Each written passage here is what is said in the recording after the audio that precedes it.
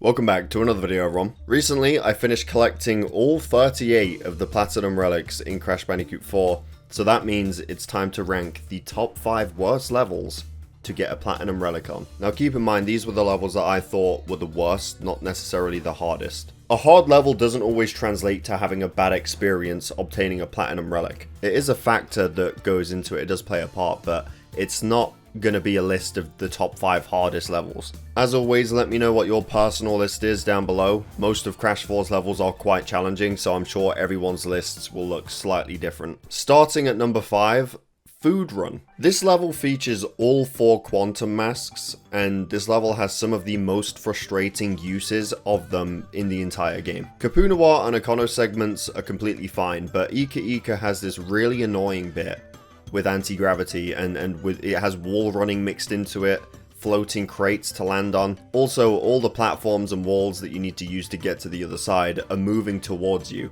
so you can't just sit around and take your time with this bit, or it's going to take forever to get to the other side. I mostly just couldn't survive this section of the level. It's not that difficult to understand, but I just could not get it down. Even if you make it past, then you've got a Lani Lolly variant of the same thing, where you need to phase in and out the platforms, the hazards on the wall running sections. If you're too slow phasing out the hazard, you're going to make contact with it and it will send you straight to your death. This level doesn't play around with its time either, so you've got to get through these parts quickly. I didn't enjoy getting the relic on this one. Number 4, Fossil Fueled. Perhaps the worst Cortex level in the entire game. Now, Cortex's gameplay is very hit or miss for me. There's levels where I don't mind it, like Crate Escape. Then there's levels where I'd even go as far as saying I enjoy the gameplay, like in Seeing Double. But Fossil Fueled is a full level where you play as Cortex, and it highlights all of the worst things about playing as him. Shooting his gun feels awful, and in this level there's a lot of shooting. This bit here is atrocious. If these enemies are not lined up in a straight line when you get to them,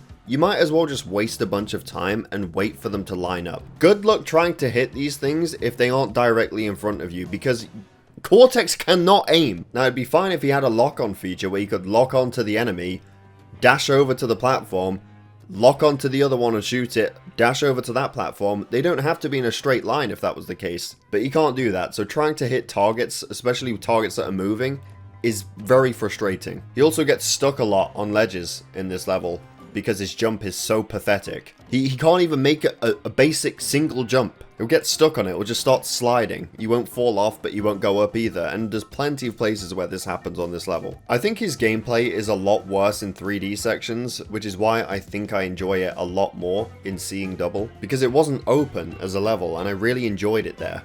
So yeah, Fossil Fuel gotta be the worst Cortex level in the game. At number 3, I've placed Toxic Tunnels. I think it's fair to say this is the hardest level in the game, but it isn't the worst Platinum Relic. It has a very strict time, and the level is heavily cycle based. Almost everything about it has a cycle, and you need to make an early cycle at some point. Missing a cycle here will be the difference between gold and platinum. It doesn't help that catching an early cycle in this level is very difficult, and not only that, but Aku Aku has some weaknesses, specifically these mine carts with spikes on them. If you get hit by this, you will just die, even if you have an Aku Aku mask. It's got to be the hardest level in the game, but I'd rather complete this one again than the next 2 on the list. Number 2, Rush Hour. This level is stupidly long. We're talking 4 to 5 minutes long. The thing is, it has an easy time for Platinum. It's pretty much guaranteed that when you finish the level, you will end up with a Platinum. But that's the problem: finishing the level. You see, after a very long and boring Dingodile segment, and a few minutes of boring platforming with Torna, you get to this part. All that's stopping you from reaching the platinum is this vehicle crossing portion of the level.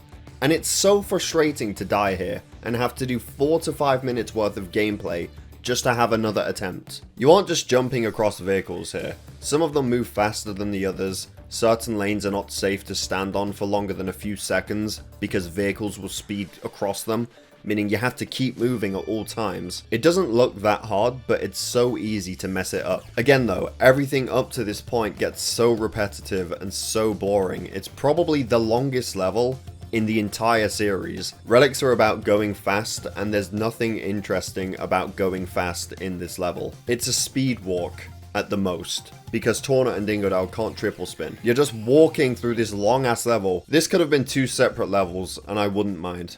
In fact, I think splitting it into 2 levels would be a great idea, actually, especially thinking about the insanely perfect relic. That brings us to number 1. And Rush Hour has a lot in common with this level. Rock Blocked. This level, like Rush Hour, starts off with a very long and boring Dingodile section. But this time it's followed up with a pretty tough crash level, I would say, combined with a strict time, and you get the worst platinum in my opinion. Doing this Dingodile bit every single time you fail as Crash is painful. Crash also has to go through this stream of platforms on the lava, and one of those platforms can be crossed early by sliding underneath it, but it works maybe 10% of the time. He dies instantly upon touching lava, even with an Aku mask, even with triple Aku. So he won't, like, I don't know, maybe touch a lava, lose an Aku mask, and have an animation of him fucking holding his pants because they're on fire or something like that. No, he just dies! He just dies! So that means you have the option of mastering going underneath the platform, or waiting for the next platform. And it just so happens to be that the next platform takes about an hour to actually make its way under the barrier so that you can then slide underneath it safely, wasting a bunch of precious time that you just cannot afford. And that's what I decided to do in the end. I decided to wait, and I ended up beating it by a second or 2. This one took a few hours to beat, and I did not enjoy it. And they were my personal top 5 worst Crash 4 Platinum relics. Again, I'm sure there's other levels that people struggled with more than the ones that I listed here, so again, make your lists down below. Overall though, the Crash 4 relics were a lot of fun. It was off to a slow start, since Rude Awakening is a genuine, really tough level to platinum. It's got a pretty tough time for the first level in the game, but also, of course, Crash 4 has the triple spin. You're not just holding R2 to run in this game. You have to master the triple spin. So it makes for a pretty slow start to the series, but once I got into it, once I started getting through the levels, it was really fun. That said, I will be streaming the rest of the collectibles for the game.